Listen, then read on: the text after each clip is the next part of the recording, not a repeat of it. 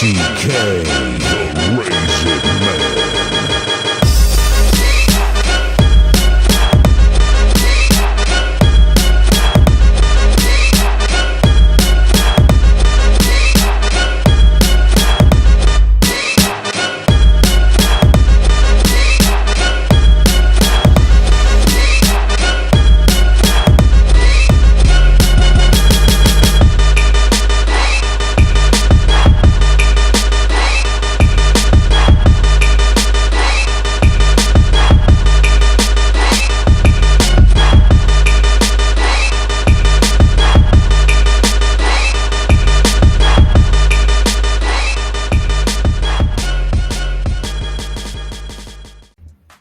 All right, we are back with the pack, and last year didn't go so well for the pack in the playoffs as they were eliminated 22-10 by the Eagles in that game. Of course, Jordan Love not getting no love by that Eagles defense, man. Picked them off 3 times, and this is the thing with the Packers. Jordan Love taking over for Aaron Rodgers, and he's still got a lot of questions around Jordan Love and this Packers team in a loaded NFC North. But 11-6 last year, they got him at 9.5 this year, so they expect him to be right there again in the playoffs or in the playoff hunt at least. But talk to me about last year in this Packers team. Talk about, guys, just kind of lay out what's your feelings about this team. Coach, I know you're going to break down the stats, but talk about last year and what went wrong for the Packers in that playoff game against it, because this is a team that has the expectations to win their division.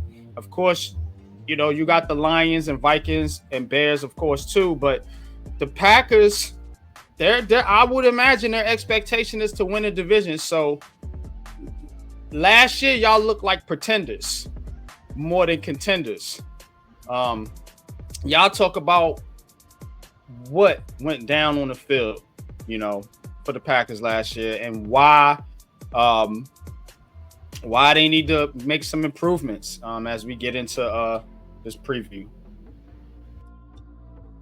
All right, we're going to talk about Go Pack Go. The Green Bay Packers last year went 11-6, man. They had a pretty up and down season, and the reason why they had an up and down season is because their quarterback was up and down. Sometimes Jordan Love looked like an absolute world beater, like he was one of the better quarterbacks in the league. And then, like, when you got into the playoffs, he threw those 3 interceptions to the Eagles. He looked like a guy that was, trying to find his way in the league. I think this Packers team went as Jordan Love went, man. When he was getting the ball to, Jaden Reed, he was getting the ball to Christian Watson and Romeo Doubs and Torben at the tight end position. They were doing well. And don't forget about Josh Jacobs last year. He was a driving force for them with the run game. So when that run game was going and they took the ball out of Jordan Love's hands, they actually were a pretty doggone team to be reckoned with. So it's got to be kind of crazy. Everybody, Pat, you don't like the quarterback and all that. What I'm telling you, the less Jordan Love has to do, the better this Packers team is. And that's the way it went. When Jordan Love didn't have to be the superhero last year, they were good. When he was, they were bad. So, Coach, talk to them about what they did last season.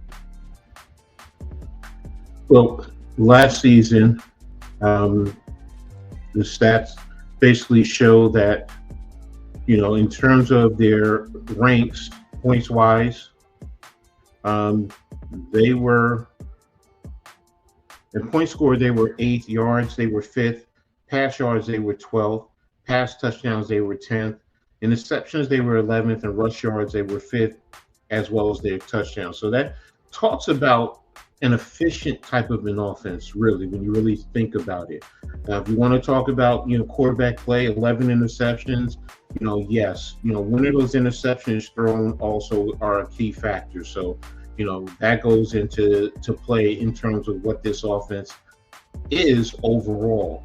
If you look at their defense, they were 6th. Yards, they were 5th. Pass yards, they were 17th, so they were towards the back end.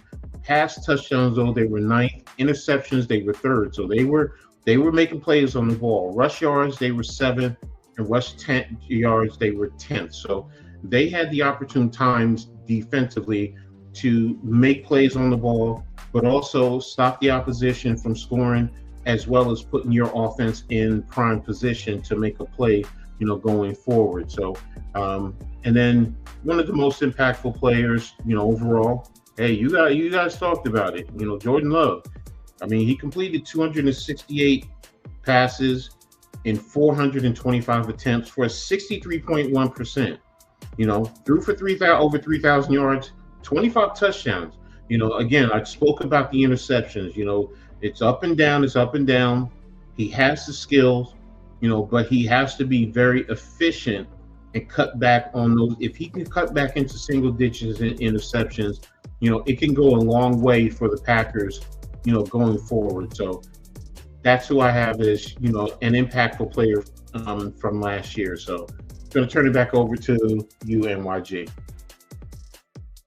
Yeah, Jordan Love. Let's see what he does this year. But we got to talk about who won't be packing them in Green Bay anymore, or who's packing their way up out of there, I should say. And that's AJ Dillon, and Andre Dillard. Two similar names there. But then you got Josh Myers from the Jets. So we talk about it a lot. Offensive linemen, you don't like to see offensive linemen, or you don't like to lose offensive linemen on your team. But Jair Alexander, man, that's gonna hurt. That's gonna hurt. Now a Baltimore Raven. Yeah, man, he was a staple in that secondary. It was one of the reasons why a lot of people don't worry about the Packers defense. See, when you hear Green Bay, you hear quarterback, you hear Favre, you hear Rodgers, you automatically think offense. They've had some good offenses over there in Green Bay. But this Packers team, yeah, they've been solid defensively too. Coach read off some of the stats. So Jair Alexander, man, it's a big loss in my unpopular opinion. But what about y'all's? Who do y'all got as one of the key losses here?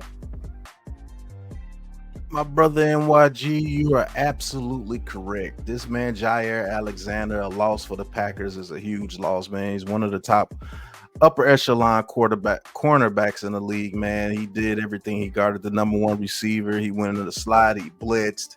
He made tackles. He got them turnovers. He was a captain. He was a leader.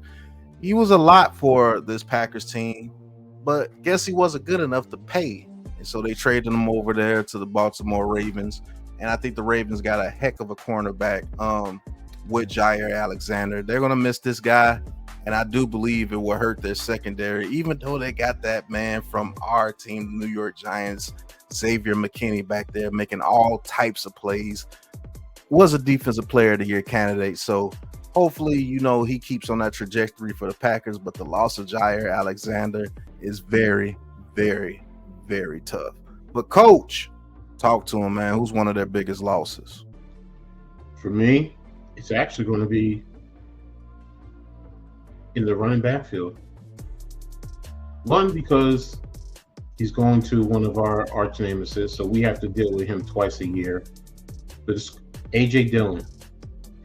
He's the type of back, really, when it gets cold, playing in Green Bay is the perfect type of atmosphere for him. He can run that rock, and he can be a big body, and he's complementary, to what they're trying to do. But also, when you're talking about the quarterback, what helps a young quarterback, a developing quarterback, even veteran quarterbacks, is a sound running game. And losing a running back of Dillon's caliber, because he's a big statured running back. You know, he's not a small little scat back. He's a big body running back. So his loss is going to really be felt as the season goes along. You know, especially late in the season, playing in Green Bay, Wisconsin, playing in Chicago, you know, outdoor weather stadiums. You know, that's where it's going to be felt, you know, especially going forward, because it's going to take away from helping Jordan Love. Back to you, NYG. Yeah, I'm with you. AJ Dillon on the Eagles is something that I don't like to see, or I don't want to see. But let's see who they could have bought in to replace some of these people that they lost here. Packers not doing a lot in free agency, and this is per per the course for this team. They don't make a lot of free agent moves, and they don't lose a lot of free agents either. So not a extensive list like some of the other teams we have here. But Nate Hobbs, cornerback, agreeing to a 4-year, $48 million deal. I thought that was significant there, because what are we talking about? Jair Alexander. We're talking about the cornerback position as one of their key losses. So I got Nate Hobbs here as one of their key additions. But who you guys got? You know, they signed Isaiah Simmons. There he is. Hey, Isaiah. Of course, former New York Giant. We always pick with the ex-Giant players, but McCole Hardman, that's another one. And Aaron Banks, offensive guard. That's going to be key too. But who y'all got as a key addition here for Pack? Hey, NYG, we are on eye to eye with the Packers of this whole offseason additions and subtractions. But the addition, Nate Hobbs, he's going to have to come in and fill a pretty good role as a slot corner. He's going to have to make plays. He's going to have to be opportunistic. He's going to have to get after the quarterback. They're going to be dependent on this guy to make a lot of plays for this team after losing Jair Alexander. Is he on that caliber? No, but he can come in and be, you know, that guy in the slot that they need, one of the better slot cornerbacks in the league.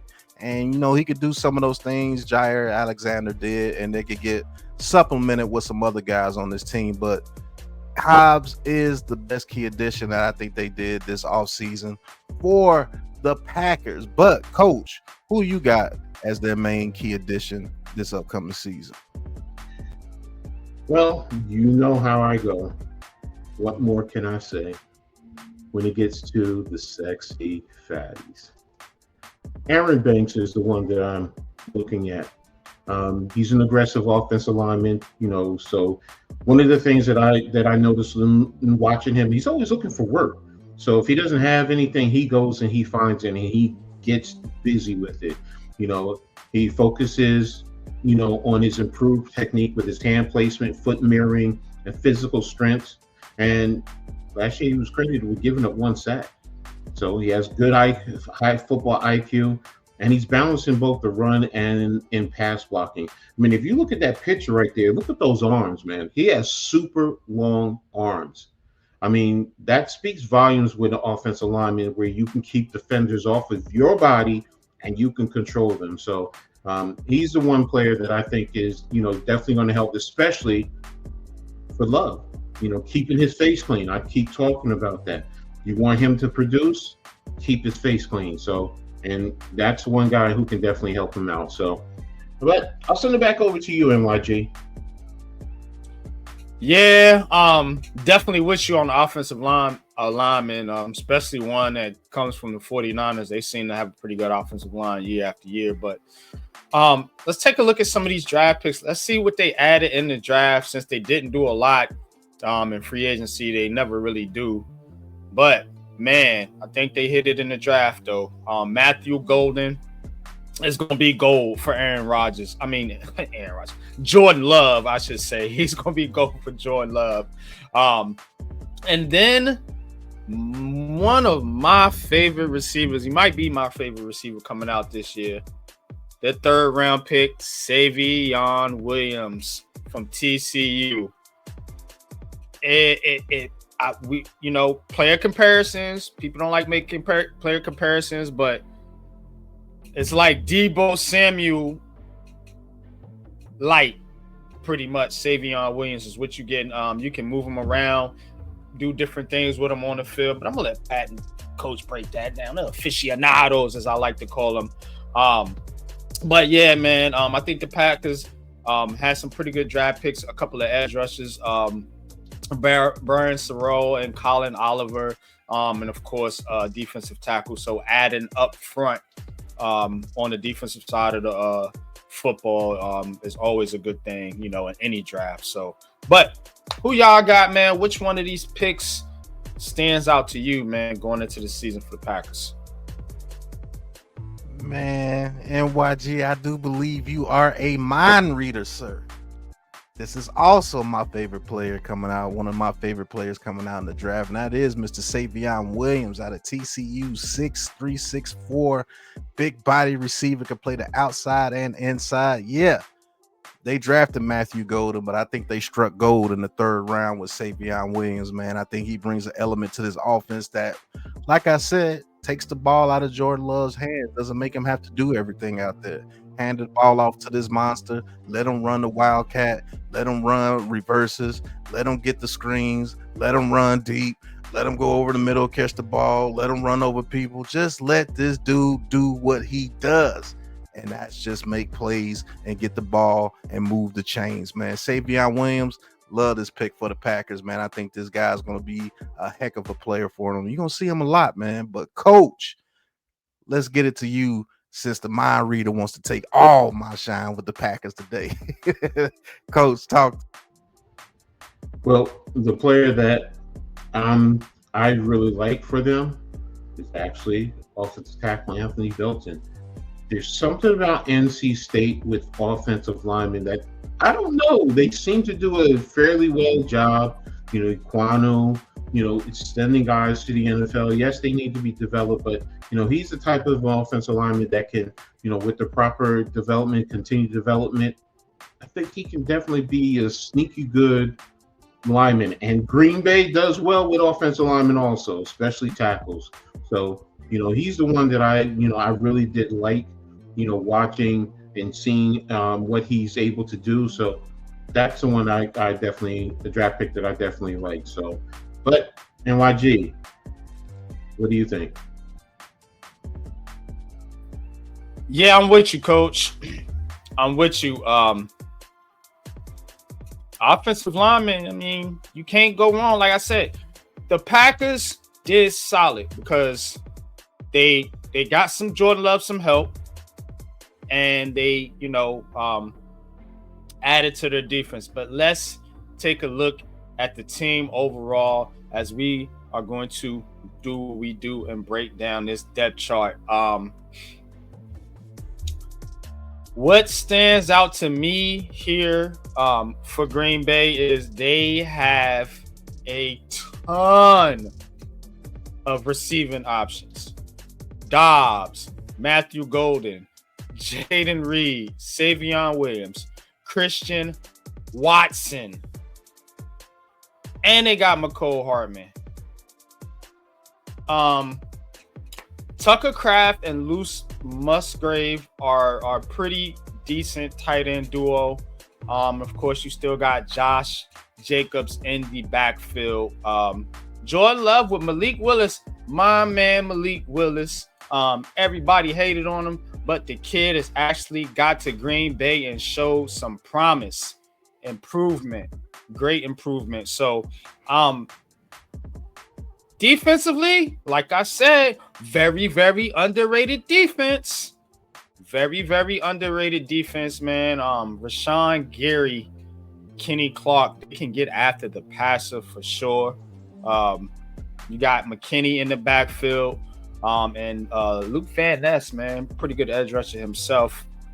But let's go to our NFL aficionados. Big Pat, Coach Ed, I'm gonna give you guys one side of the football. Y'all talk about it, break it down. But this one, I'm gonna let Pat handle the offense, coach handle the defense. Let's get it. So we're gonna be talking about this offense first over here with the Green Bay Packers, and I think they got a lot to offer as far as a team, man.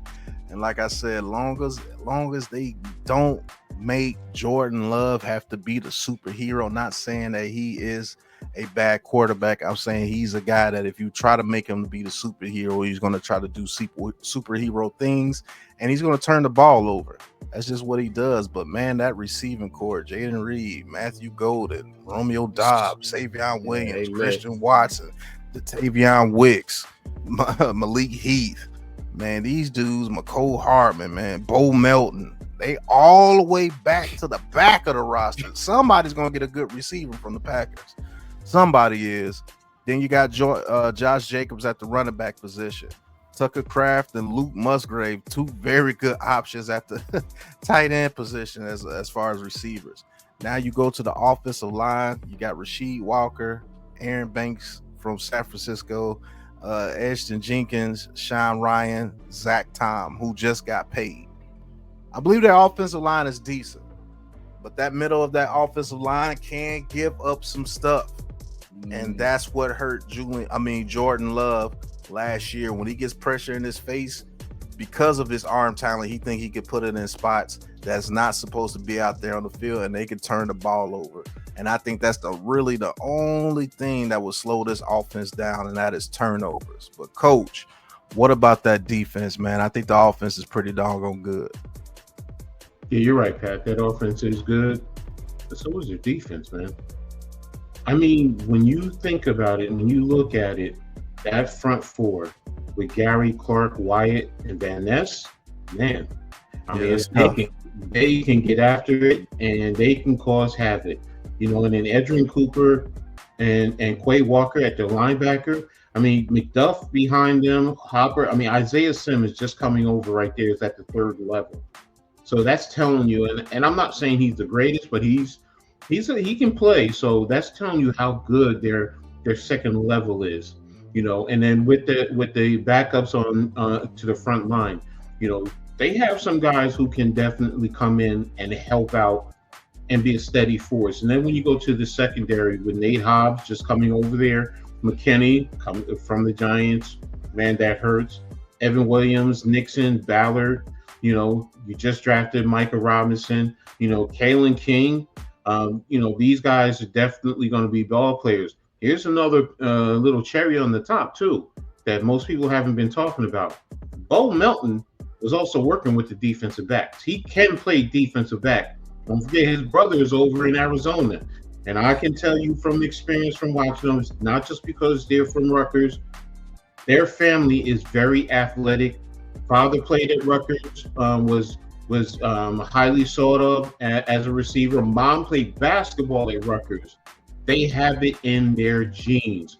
So, don't be surprised if you see Bo Melton over there doing a little bit of the Troy Brown playing both sides of the ball, So I'm just saying. So he has the talent. So there you go. So, but I definitely like the defense, especially the starting group. So Stats already talked about, how they are one of the top defenses in the league. So they give the offensive ball in the right position, stop the opposition from going down the field. Hey, it's going to fall on Jordan Love. You got to lead this team. I'm just saying. But I'm going to send it over to the unpopular one, the man, the legend, NYG. Appreciate that, my brother, my good brother. But here's one thing key for the Packers, and we haven't talked about this yet, at least with this division. Matt LaFleur versus LaFleur versus versus Kevin O'Connell and Dan Campbell. I'll leave Ben Johnson out of this for now because he's a new coach. Where's that edge at, man? Where's that edge at? Because I'm seeing these teams are. I mean, I think obviously Detroit has the overall better roster, but I see it could go like these teams could really, if things shake out with JJ McCarthy and there, they could be, and then here we are with the Packers. So I have to ask you guys, who has the coaching edge in this division, man, before we get on it and move on to the Bears? I actually got a pretty unique answer for you. And that's the Vikings with Kevin O'Connell because of Brian Flores. Remember, Dan Campbell lost his soldiers. He lost Aaron Glenn and he lost Ben Johnson. Matt LaFleur, he's pretty much the head of the show over there.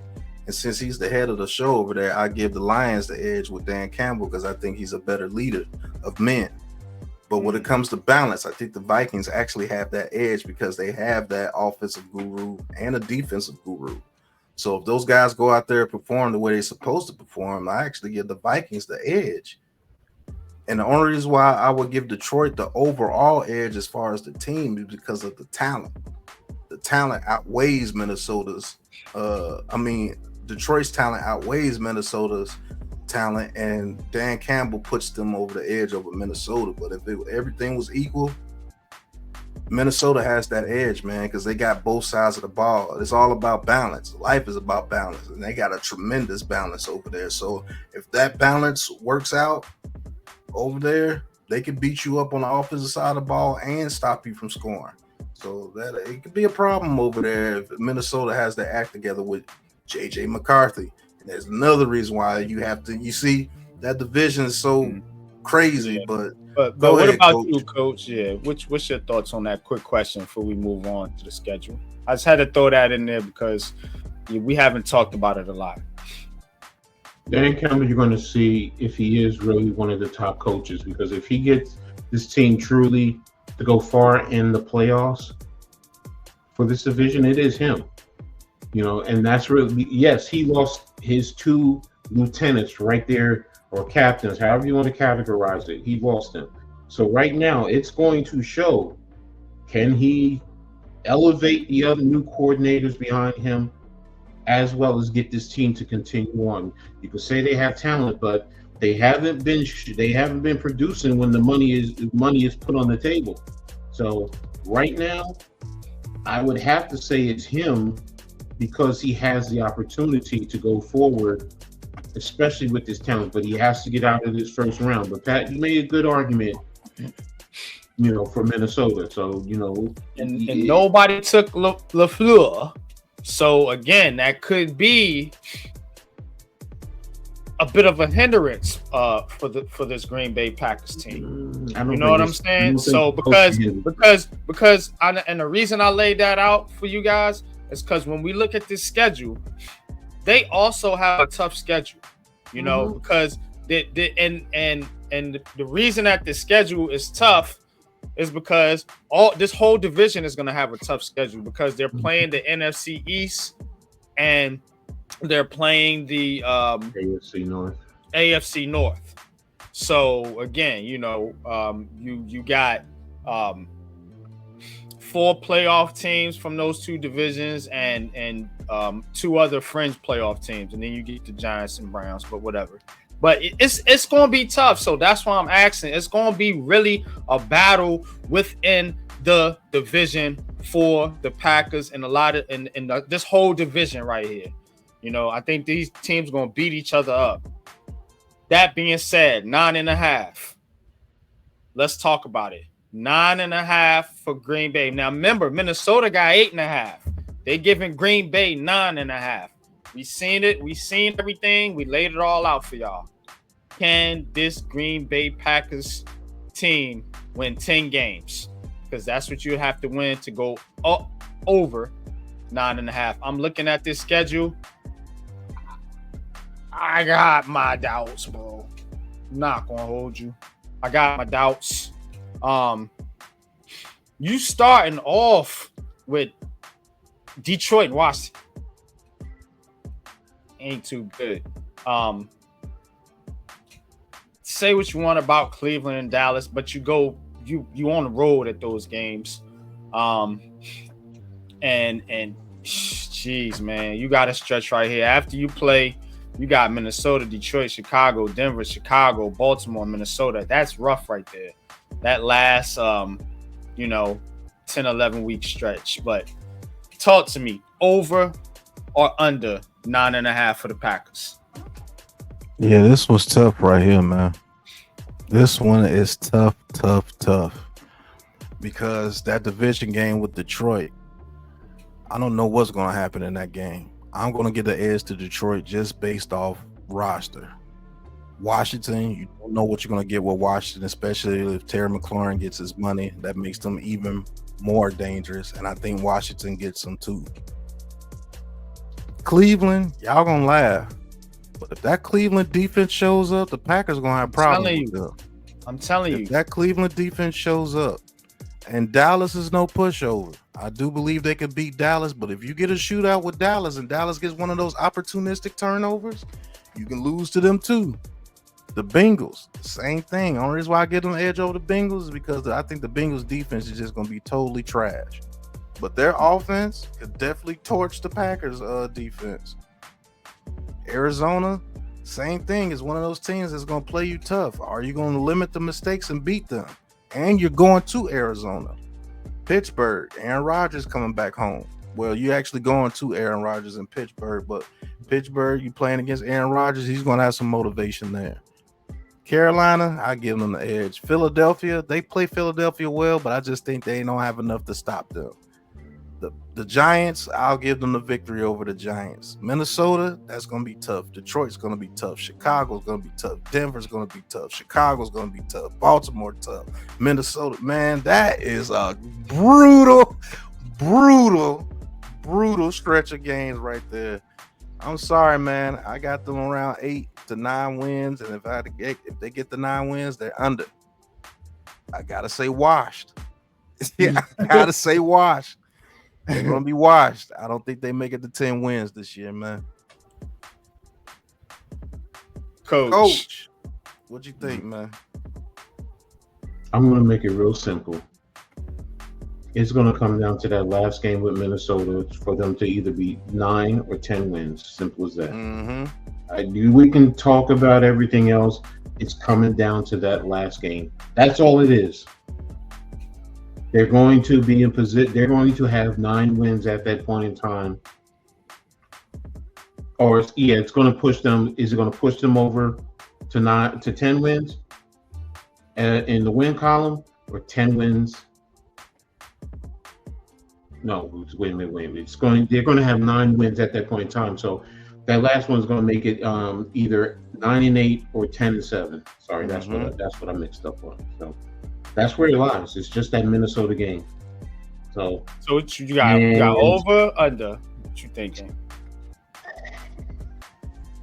Yeah, this one tough, Coach. Based on the breakdown previously of Minnesota,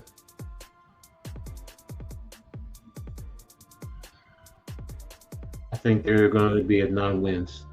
Minnesota will be at 8, and they'll be at 9 wins. I'm with you, Coach. I got the under here. Unpopular opinion. Here's the trap game for the Packers on this schedule. Week 11 at the New York Giants. For some reason, the Giants give them hell. They do. For some reason, they do. Van Ginkel gonna pick off the damn pass and run it for a touchdown. Damn it! I'm not gonna hold you. For some reason, it'd be a problem when the Packers, you know what I'm saying, play the Giants. So, but yeah, that's what I Minnesota. Yeah, Minnesota always watch the Giants. But the Packers, they might go. They always leave us an opportunity to get them or something. They might go 1-3 or 0-4 in the NFC East. Now I got them under, just based on that alone. Yeah, if they go 1-4 in the NFC East, they're going under. Because I don't think they beat in Philadelphia. I don't think they beat in Washington. Dallas game is a toss-up, and like I said, the Giants, I think that's a trap game for them. And you get the Giants right after you play Philadelphia, and the next game is your division rivals, Minnesota. That's the definition of a trap game for them. Mm-hmm. Under. That's a fact. Good point. But we ain't done yet. We ain't under. We still over. And we still got more to come. And we're going to come right back with our final team of this division, and that is the Chicago Bears. Ah, Bears. Bears. Be right back.